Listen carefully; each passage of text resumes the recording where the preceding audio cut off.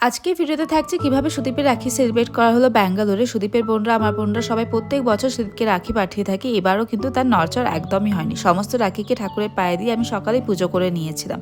এই হলো আমাদের কুকিং দিদি অমিতা দি, প্রথমবার ইন্ট্রোডিউস করেন তোমাদের সাথে। 2 বছর হলো আমাদের কাছে আছে। প্রথম বছরটা একটু অকওয়ার্ড ছিল, কিন্তু এখন তো আমরা সবাইকে খুব ভালোভাবে চিনে গেছি। সুদীপকে দাদা বলেই ডাকে, তো আমায় বললো দাদাকে রাখি পরাবো। আমি বললাম নিশ্চয়ই পরাবে। দিতে রাখির থালাটা সাজিয়ে দিলাম। তারপর দীপ্তি এলো বাড়িতে সুদীপকে রাখি পরাতে, আর ওকে দিয়ে যত রাখি ছিল সব পরিয়ে নিলাম। দীপ্তি সব বছরই আমাকে রাখি পরিয়ে থাকে, এবছর আমিও ওর জন্য রাখি কিনে রেখেছিলাম।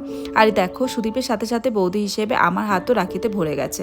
সব বছর আমি মেক শিওর করি সুদীপের সব বোনরা যেন গিফট পায়, আর দাদা হিসেবে সুদীপ যেন নিজের সব কর্তব্য পালন করে।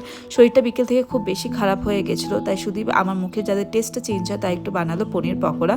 ব্যাস এইভাবেই বছর রাখিটা সেলিব্রেট করলাম। ভিডিওটা ভালো লেগে থাকলে চ্যানেলটাকে সাবস্ক্রাইব করে নিও, আর ভিডিওটাকে লাইক করতে একদমই ভুলো না। দেখা হচ্ছে নেক্সট ভিডিওতে। বাই।